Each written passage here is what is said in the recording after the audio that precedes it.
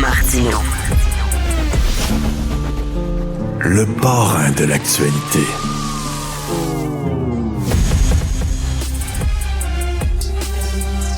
Cette donnée-là me fait littéralement capoter. Alors, au Québec, on est les champions au pays des grèves. Depuis 2023, 91% des arrêts de travail au Canada, c'était au Québec. On est de loin la médaille d'or des grèves. On va en parler avec Gabriel Giguère, analyste en politique publique à l'Institut économique de Montréal. Bonjour, Gabriel. Bonjour. Alors, ça a touché le Québec parce que ça originait au Québec. C'était ici. Ça s'est déroulé ici. C'est 91% des arrêts de travail. C'est spécial. Il n'y a pas de quoi festoyer, ça, c'est assez clair. Le Québec est fortement la cible de grève. On parle d'arrêt de travail, mais quand on gratte un petit peu en réalité, on peut parler de grève, là, parce que 9 arrêts de travail sur 10, pratiquement, c'est des grèves. Donc, quand on regarde ça, on constate qu'on ne constitue uniquement que 22% de la population canadienne, mais depuis 2023, on constitue quand même, ou plutôt on est la cible de 90% des grèves, des arrêts de travail. C'est très problématique, là. Est-ce que quand on dit arrêt de travail, est-ce que ça comprend les lock-outs? Ça comprend les lock-outs, mais encore une fois... Là, mais les lock-outs, c'est l'entrepreneur, c'est l'employeur qui décide de fermer les portes. C'est l'employeur, mais quand on regarde les données, là, c'est une part, là, mais minime. Mais il y a au moins 10 fois plus de grèves que de lock-out. On n'est même pas dans la même stratosphère. Là. On n'est pas sur la même planète, concrètement. Là. C'est les grèves, puis on le voit, là, très concrètement.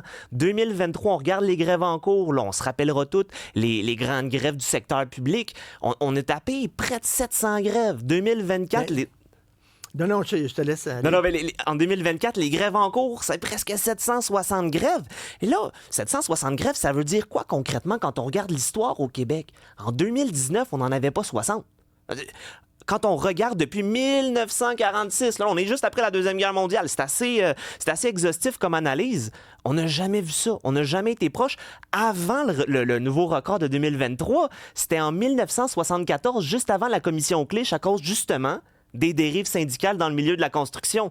Donc, c'est inédit ce qui se passe au Québec. Ça se passe nulle part ailleurs, là. Mais est-ce que ce sont nos racines françaises? En France, sont tout le temps en grève. Tout le temps en grève. Les cheminots, là, ils sont en grève, puis à les entendre parler, ils sont dans le temps de Germinal, d'Émile Zola, avec les locomotives à charbon. Tu dis, écoute, là, t'appuies sur un bouton, t'es assis, puis tu lis ton journal. Come on, tu sais. Non, c'est sûr qu'en France, quand les vacances arrivent, on le sait, on regarde, bon, la grève va arriver.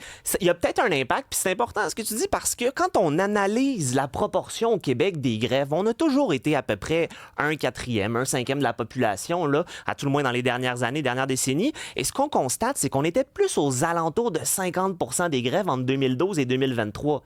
Mais le bond est impressionnant, de 50% à 91. Et ça, je pense qu'il faut dire de cette façon-là, il s'agit d'abus de la part des syndicats au Québec. Et là, on le voit, là, plusieurs vandalismes, là, des gens, des syndicats qui ne sont pas contents du projet de loi 89. C'est correct que vous n'êtes pas contents des projets de loi 89, mais là, ils sont encore rentrés dans des locaux, là, dans les bureaux d'un ministre, là, puis ils ont tout salopé, puis ils ont viré à l'envers le bureau.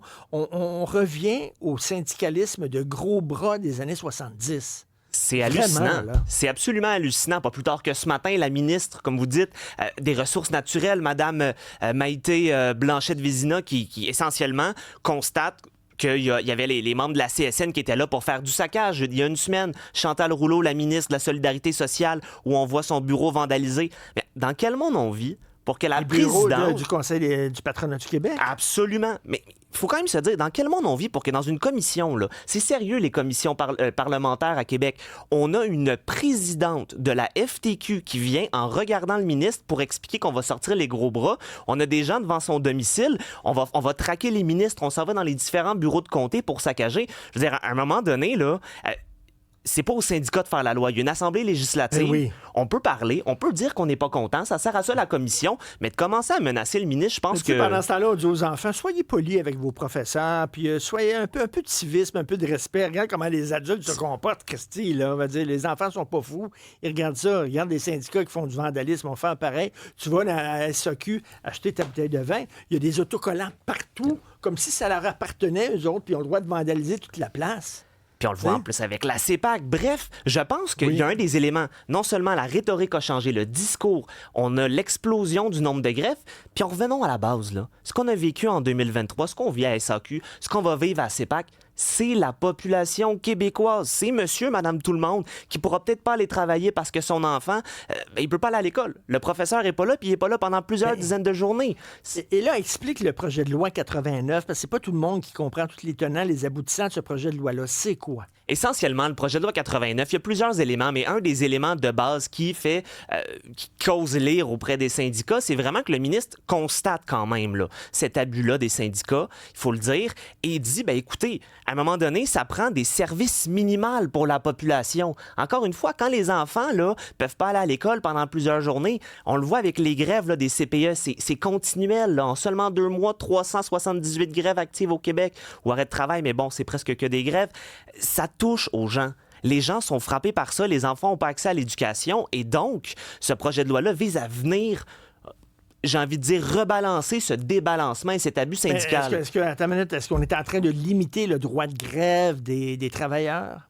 Écoutez, de ma compréhension, puis je pense qu'il faut aussi être humble, je ne suis pas juriste, il y a des gens probablement qui pourraient exactement vous le dire. De ma compréhension, il ne s'agit pas de venir casser le droit de travailleur. Là. Ça, je pense que c'est assez clair. Et il faut quand même dire également que ça se peut que la loi soit contestée si elle est adoptée. Donc, c'est une réalité. Maintenant, je pense qu'elle est nécessaire, cette loi-là, à la vue, justement, de ces abus syndicaux, de cette explosion de grève. Là. Encore une fois, c'est inédit en 80 ans au Québec. Puis le Québec domine par rapport aux autres provinces en matière de grève. Vraiment, on est les bons derniers en la matière. Et donc, le ministre, là, quand il voit ça, je ne peux que comprendre de se dire, il faut que j'agisse, d'une part, puis de dire, là, nous, en fait, à l'IEDM, ce qu'on dit, c'est qu'il faudrait quand même élargir un petit peu, parce qu'il y a quand même certains secteurs publics, certains aspects du secteur public qui ne sont pas touchés, puis on pense qu'il faudrait élargir, mais globalement, le projet de loi, il est incontournable. Pour moi, il y a 2 sortes de grèves, là.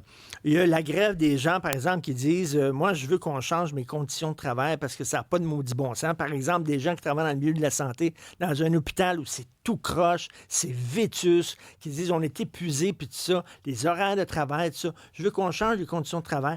Puis il y en a d'autres, c'est des augmentations de salaire. Là. Fait que c'est quoi, là? Est-ce qu'on a un pourcentage? Là? C'est quoi les grèves pour les conditions de travail? Des fois, ça peut se comprendre. Puis les grèves pour je vais être plus payé, moi, là.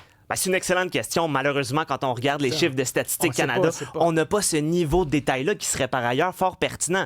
Par contre, ce qu'on voit, c'est vraiment la banalisation de la grève. Dans le monde du travail, ce qu'on dit, c'est non, mais la grève, c'est vraiment le dernier recours. On a tout essayé. C'est le dernier recours. Ça peut pas être le dernier recours. Mais pourquoi là? dans les autres provinces, c'est mieux encadré, la grève? Ou ils sont mieux, les conditions sont meilleures que chez nous? Ça m'étonnerait. Les salaires sont meilleurs que chez nous? Ça m'étonnerait. Alors pourquoi les autres sont moins en grève que nous autres? Il y a une question de culture, je pense, clairement, de la grève que vous avez pointée dès le départ. Par contre, quand on gratte un peu aussi, on regarde les données sur le taux de syndicalisation. Au Québec, on est à peu près à 40 % de syndiqués. Quand on se retourne vers notre voisin de l'Ontario, on le sait que le gouvernement aime ça se comparer en plus à l'Ontario, on est à peu près à 26 %. Donc, il y a une énorme différence. Mais ce qui est intéressant, c'est quand on compare le privé puis le public. Parce que le secteur public est responsable majoritairement et massivement des grèves qu'on a vécues dans les 3 dernières années. Quand on regarde le privé, on est à peu près aux alentours de 22 % de taux de syndicalisation. Puis quand on se retourne vers le public, on est à 85 % de taux de syndicalisation. C'est-à-dire que pratiquement tout le monde dans le secteur public est syndicalisé. Et on le voit, il y a beaucoup, beaucoup de grèves. Et au final, c'est les Québécois et les Québécoises qui en écopent. Puis c'est toi qui as le gros bout du bâton, là, parce que si tu décides de bloquer tout, là, veut dire, à un moment donné, là, les gens qui ne peuvent pas envoyer leur enfant à la garderie ou à l'école, vont se retourner vers le gouvernement puis vont dire, donnez-leur ce qu'ils demandent parce que moi, je veux avoir un service. Puis le problème, et on l'a vu en 2023-2024, c'est qu'il y a une grosse pression sur le gouvernement. Quand votre enfant va au primaire, vous n'allez pas vous retourner puis l'éduquer aux gens coutus, là. C'est à l'école là, qu'il va être éduqué. Donc, vous mettez de la pression sur le gouvernement, puis le gouvernement a quand même fait une génuflexion puis a dit OK au gouvernement, il a dit OK aux syndicats, on va vous octroyer les augmentations salariales demandées. attendez, on est passé de 10-11 à 17,4, 17,6 Ben ça explique pas tout, mais ça explique une partie du déficit qu'on a, là. Ça a augmenté. Ouais, Par point de pourcentage d'augmentation, on parle de 500 millions environ. Donc, à l'heure où on se parle, cette différence-là, elle est d'environ 2 milliards. Là. Ça l'explique 2 milliards sur le 13,6 milliards de déficit. Bref, ça a des impacts sur les finances publiques, ça a des impacts sur le quotidien des familles québécoises et ça a également des impacts sur les enfants qui ne peuvent pas nécessairement aller au CPE ou encore à l'école. Et qu'est-ce que vous demandez à l'Institut économique de Montréal? Ben, la première des choses, il faut que le projet de loi passe. Ça, c'est évident. Le projet de loi doit passer. Les syndicats vont pleurer de toute façon ou vont exprimer leur mécontentement. Maintenant, il faut également élargir. Il ne faut pas simplement dire la santé, la fonction publique, certains éléments du secteur public ne doivent pas être touchés. On ouvre tout. On permet au ministre d'agir sur l'ensemble des secteurs parce qu'au final, encore une fois, c'est le Québécois moyen qui perd. Est-ce qu'on ferait un débat à un moment donné avec quelqu'un du syndicalisme et toi? Ah ben ça me ferait Ici, plaisir, là. Sur la loi 89? Vous avez mon numéro. Moi, c'est sûr que je vais toujours être partant. Tu peux me dire-tu, mais on va organiser ça ici. Là, Éric Gingras, mettons, là, et toi, Gabriel. Et d'ailleurs, en parenthèse, demain, il y a une entrevue qu'on va faire à l'émission qui risque de t'intéresser. Michel Kelly-Gagnon, qui est l'ancien directeur de l'Institut économique de Montréal, qui a levé des feutres, il a quitté le Québec, puis il est en Alberta. Puis il va être ici en studio, puis j'ai hâte de voir qu'est-ce qui me parle de l'Alberta, parce que lui, il avait une vision plutôt à droite de l'économie, puis de la façon dont les choses se font. On nous présente tout le temps l'Alberta comme étant le paradis de la droite économique. On verra si c'est le cas ou pas, là. Mais j'ai très hâte de l'entendre là-dessus. Ça va être fort intéressant, j'en suis sûr. Merci, Gabriel Giguère. Tout le temps intéressant de te parler. Puis le débat, c'est sûr qu'on va l'organiser. Analyste en politique publique à l'Institut économique de Montréal. Salut. Merci beaucoup.